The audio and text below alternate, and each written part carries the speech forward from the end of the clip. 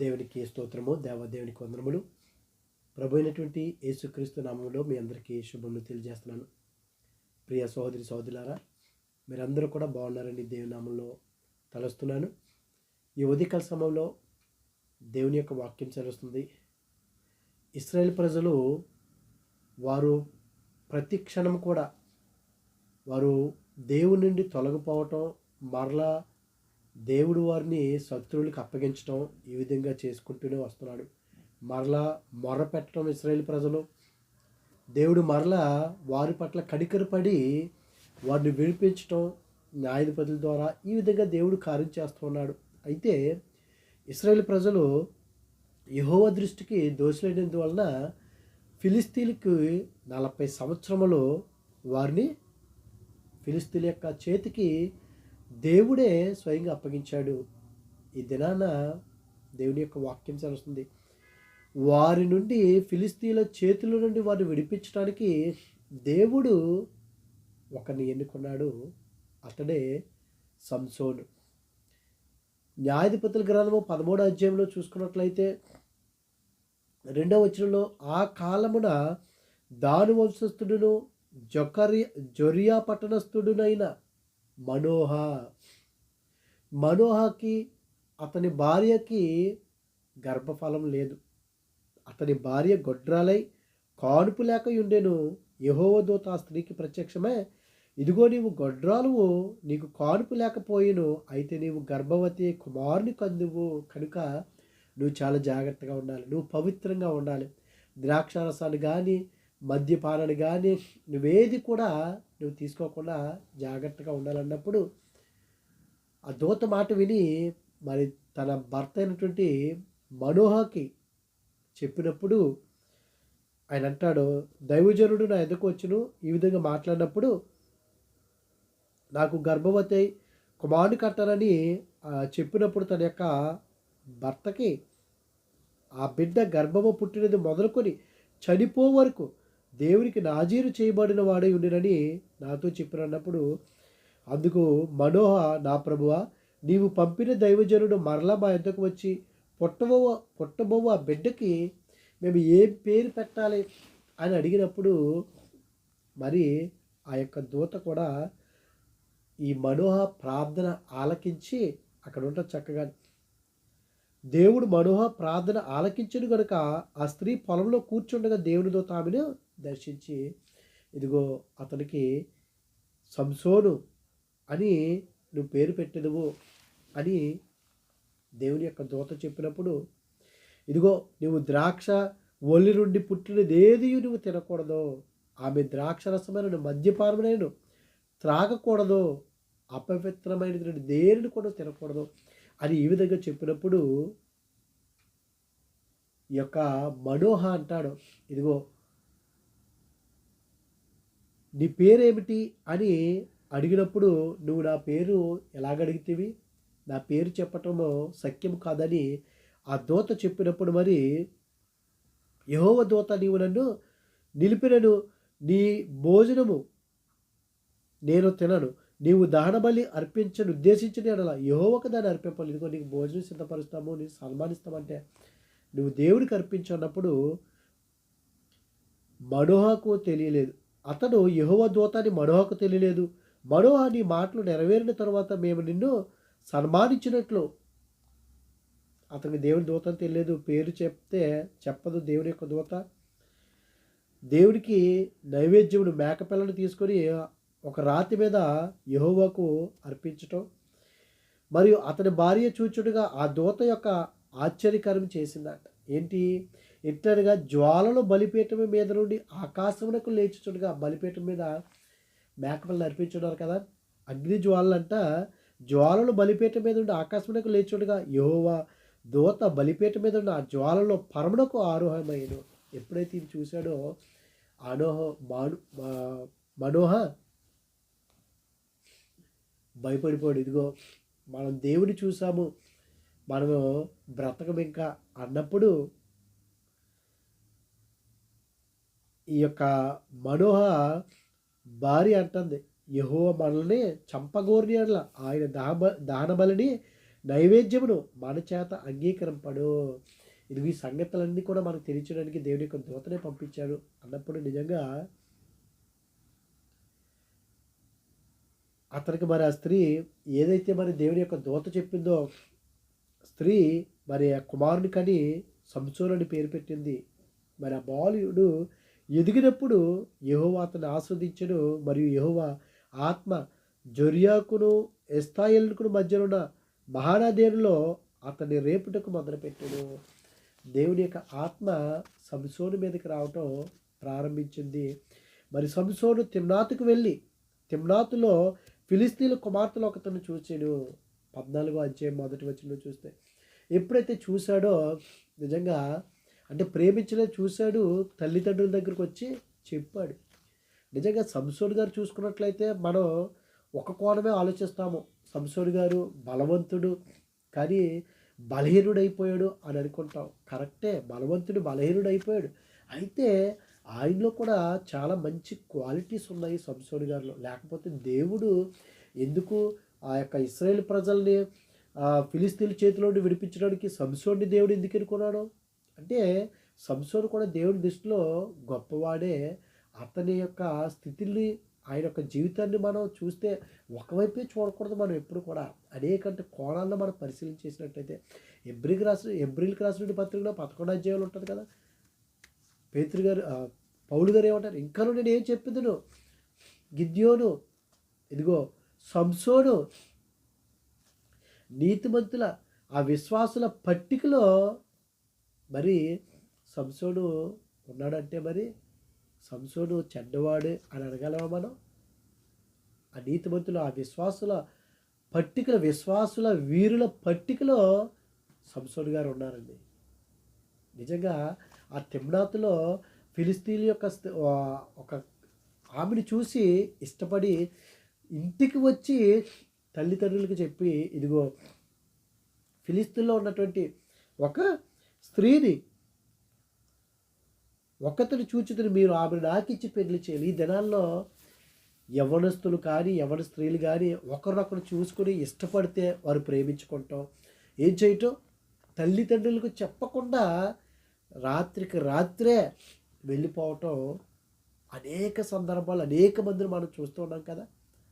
కొంతమంది దేవుని కృపను బట్టి తర్వాత తల్లిదండ్రులతో మాట్లాడి చక్కగా వారు యొక్క దాంపత్య జీవితంలో చక్కుంటారు. అనేక మంది ప్రేమ అని చెప్పేసి వెళ్ళిపోయి వారి యొక్క జీవితాలు ఏ స్థితిలో ఉంటాయో ఒకసారి మనం అర్థం చేసుకోవచ్చు.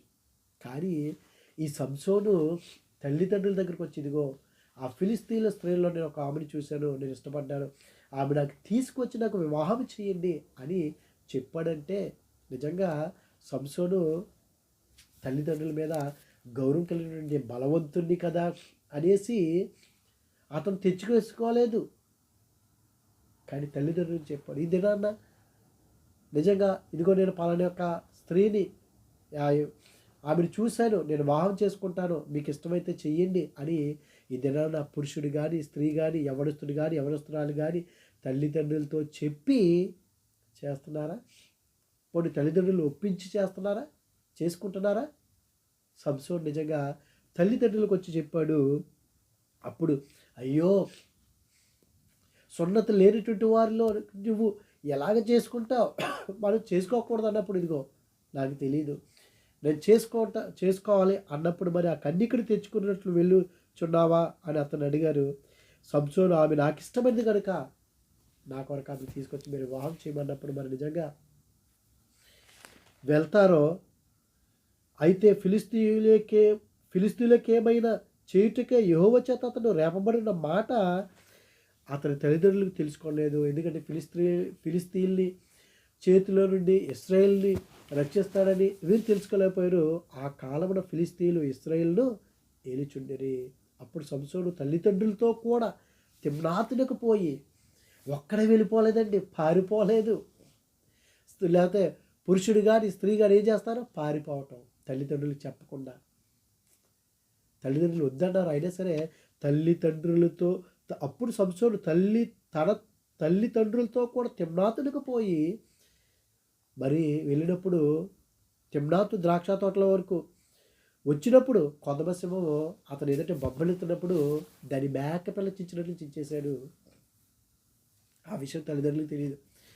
మరి వెళ్ళి ఆ యొక్క ఆ విషయం కూడా ఆ తల్లిదండ్రులతోటి చెప్పడం. అతని చేతిలో ఏమీ లేకపోయినాడు. ఒకడు మేకపిల్లను చీల్చినట్టు తండ్రితోనైనడు తల్లితోనైనడు చెప్పలేదు. అతడు అక్కడికి వెళ్ళి ఆ స్త్రీతో మాట్లాడినప్పుడు ఆమె యందు సంసోనుకి ఇష్టము కలిగెను. కొంతకాలం అయిన తర్వాత మరలా వస్తున్నటువంటి సమయంలో అదే దారిలో వెళ్తున్నప్పుడు ఆ పక్కన తేనెపట్టు ఉన్నదని చెప్పేసి కొంతకాలం అయిన తర్వాత అతడు ఆమె తీసుకుని వచ్చుటకు తిరిగి వెళ్ళుచుండగా ఆ సింహపు కళేబరమును చూచుటకే ఆ వైపు తిరిగినప్పుడు తేనెపట్టు పట్టేసి చక్కగా ఉంది. ఆ తేనెపట్టు తీసుకొని తను తింటూ తన తండ్రి కూడా తల్లిదండ్రులు కూడా ఇచ్చాడు. వారు కూడా తిన్నారు. కానీ ఆ విషయం తన తల్లిదండ్రులు కూడా చెప్పలేదంట. అయితే తాను సింహపు కళేబరం నుండి ఆ తేనెను తీసిన సంగతి వారికి తెలియజేయలేదు. అంతటా అతని తండ్రి ఆ స్త్రీని చూడబోయినప్పుడు సంసోను విందు చేసెను.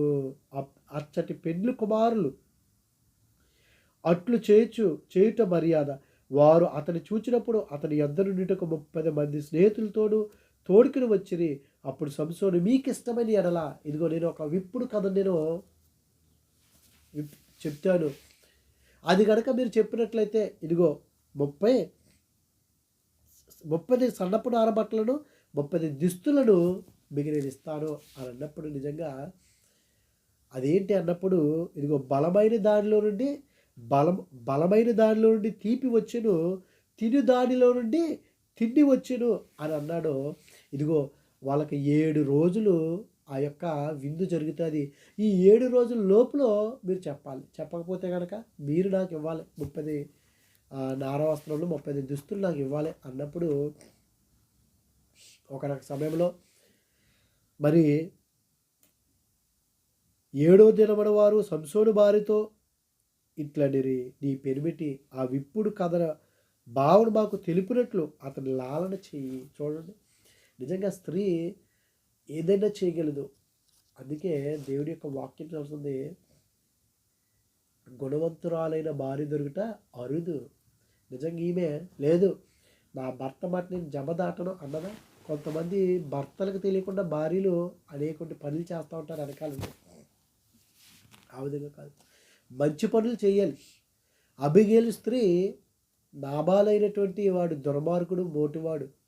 ఆ విషయం ఎప్పుడైతే తెలిసిందో సాష్టాంగపడి నమస్కరించింది దావీదు గారికి. అది ఆ విధంగా ఉండాలి తప్ప భర్తను మోసగించడం, భర్తను అవమానపరచడం, భర్తను ఓడించడం కాదు. భర్తకి సపోర్ట్ చేయాలి భార్య. అలాగే భార్య భర్తకు సపోర్ట్ చేయాలి, భర్త భార్యకి సపోర్ట్ చేయాలి. ఎప్పుడైతే ఇలాగ లాలన చేయమన్నారో ఇంకా తింటా ఉన్నది ఇంకా భర్తని సంసోన్ని మొత్తం మీద ఇదిగో చెప్పేస్తాడు. ఆ చెప్పినప్పుడు ఆమెకు దాన్ని తెలియజేయగా ఆమె తన జనులకు ఆ విప్పుడు కథ తెలుపుడు. 7 దినము సూర్యుడు అస్తమింపక మునుపు ఆ ఊరి వారు తేనె కంటే తీపైనది, సింహము కంటే బలమైనది అని చెప్పినప్పుడు ఏం చేస్తాడు, ఒక మాట అంటాడు వ్యంగ్యంగా, నా దూడతో దున్నకపోయిన నా విప్పుడు కథను విప్పలేకపోయిందునని వారితో చెప్పి, నా భార్య కనుక చెప్పకపోతే మీ పని అయిపోతుందా, నా భార్యకి నేను చెప్పకపోతే అంటాడు అని. అష్కెలోనుకు పోయి యెహోవా ఆత్మ అతని మీదకి మరలా రాగా దేవుని యొక్క ఆత్మ వచ్చింది.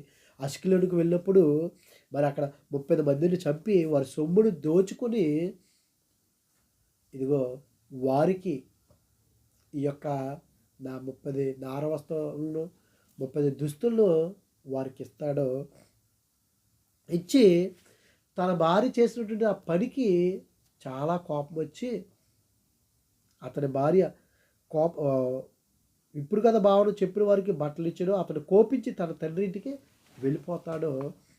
కోపగించి వెళ్ళిపోవడంతో ఈ యొక్క భార్య అయినటువంటి తన తండ్రి కోపగించాడు కదా మరలా రాడు అనుకుని ఏం చేస్తాడంటే సంసోనుకి స్నేహితుడైనటువంటి దగ్గరగా ఉన్నటువంటి ఆ వ్యక్తికి తెన్నిచ్చి వివాహం చేస్తాడు. మరలా రాడు కదండి. అయితే కొంతకాలం తర్వాత కోపం తగ్గిపోయి ఉంటుంది.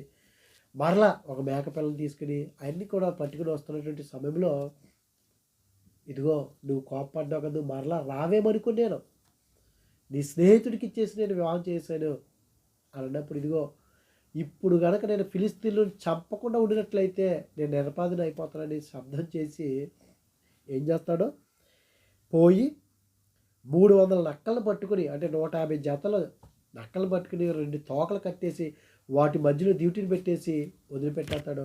వారి యొక్క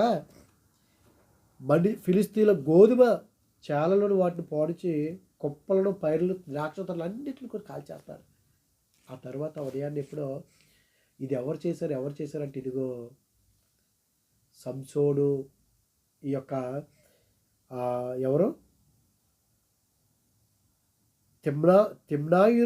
తిమ్నాయుని అల్లుడైన సంసోనే తన యొక్క భార్యను తన స్నేహితుడికి ఇచ్చి వివాహం చేసి ఉన్నాడు కదా, అందువల్లనే కోపగించి ఈ పని చేసి ఉంటాడో అని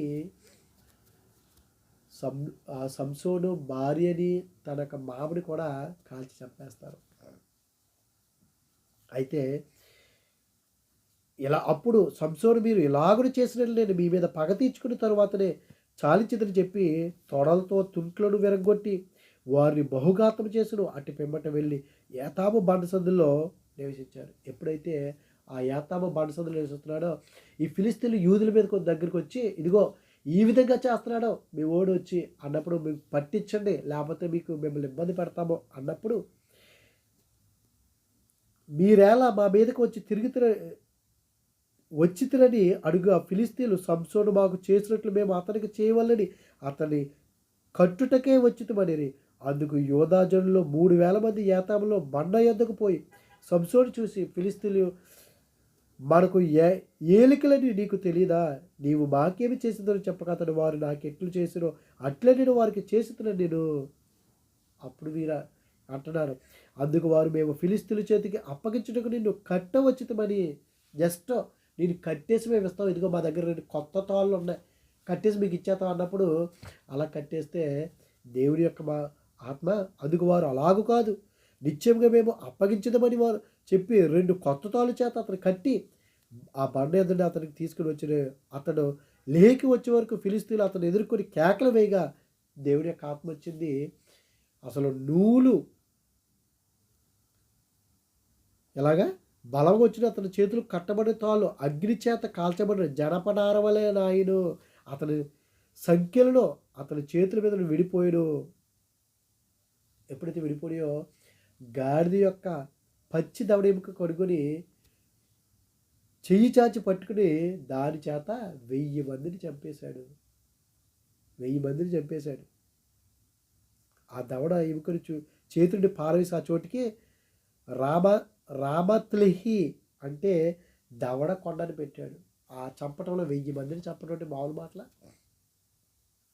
ఎప్పుడైతే సంసోను గారు ఏదో చేసిన దాహం కలిగింది, అయ్యో ఇదిగో నన్ను ఈ ఫిలిస్తీన్ల చేతిలో వచ్చి నన్ను రక్షింపవా, నువ్వు గొప్ప రక్షకుడు కదా, నన్ను ఈ విధంగా నువ్వు నశింపచేస్తావు అన్నప్పుడు నిజంగా దేవుడు ఏం చేస్తాడో, దేవుడు లేహిలోనున్న ఒక గోతిని చీల్చాను, దాని నుండి నీళ్లు బయలుదేరుడు, అతడు త్రాగి తరువాత ప్రారంభ త్రెప్పల్ని బ్రతికాడు.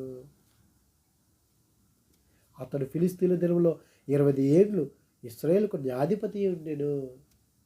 అక్కడి నుంచి తర్వాత సంసోను గాజాకు వెళ్ళి వేసైనటువంటి ఒక దెలీలియా ఆ స్త్రీతో ఆమె వద్దకు చేరుడు. సంసోనుకు అక్కడికి వచ్చిండగా గాజా వరకు తెలిసినప్పుడు ఇదిగో ఆమె దగ్గరికి వచ్చి, దెలీలి దగ్గరికి వచ్చి అతను నువ్వు లాలాపన చేసి ఏయో మాటలు చెప్పి అతని యొక్క బలం ఎక్కడుందో నువ్వు తెలుసుకో అన్నప్పుడు ఈమె అడిగితే, అది నీ బలం ఎక్కడుందో ఏంటి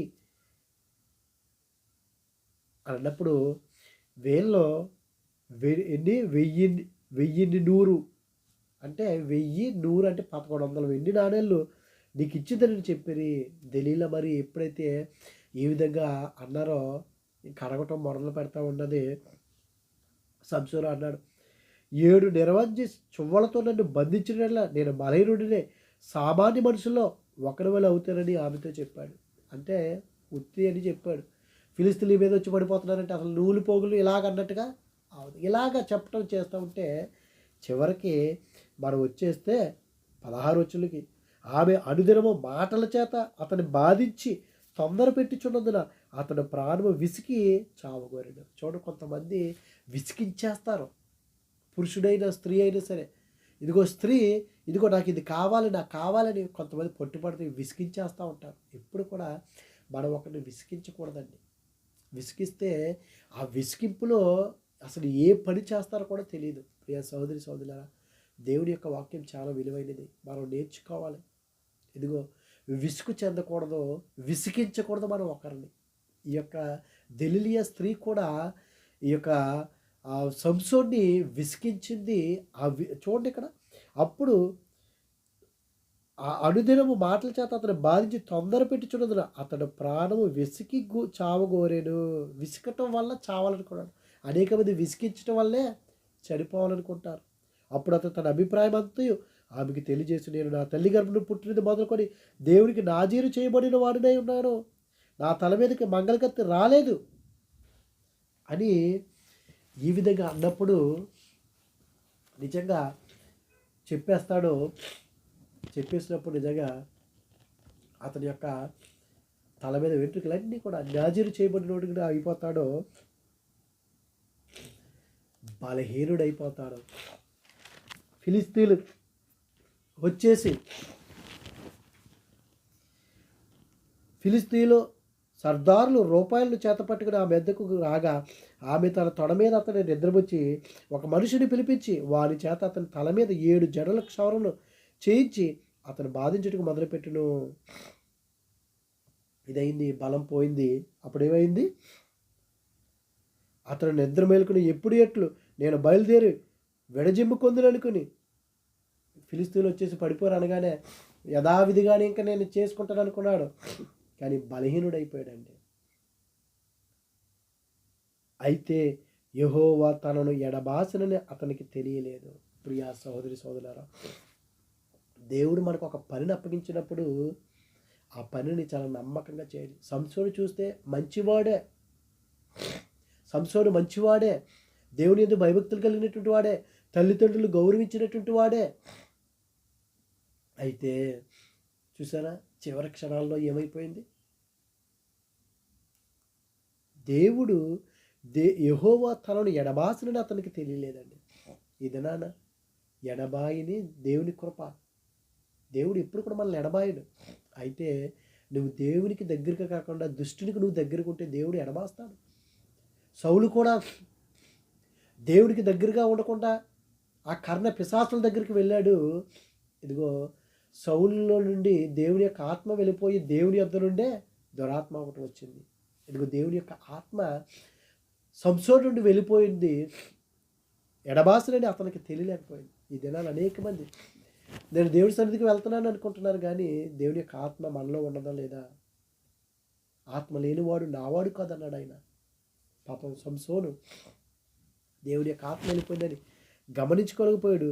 ఎప్పుడైతే ఫిలిస్తీన్లు అతను పట్టుకొని కన్నులు ఓడదీసి గాజాకు, అంటే ఫిలిస్తీన్లో ఒక పట్టణం అయినటువంటి గాజాకు అతను తీసుకుని వచ్చి ఇత్తడి సంఖ్యల చేత బంధించి, ఇదిగో బందీ గృహంలో ఏం చేశారు, తిరగలి తిప్పేటట్టు వాడిగా అతడు క్షౌరము చేయబడిన తర్వాత అతని తల వెంట్రుకలు తిరిగి మొలుచుటకు మొదలుపెట్టాను.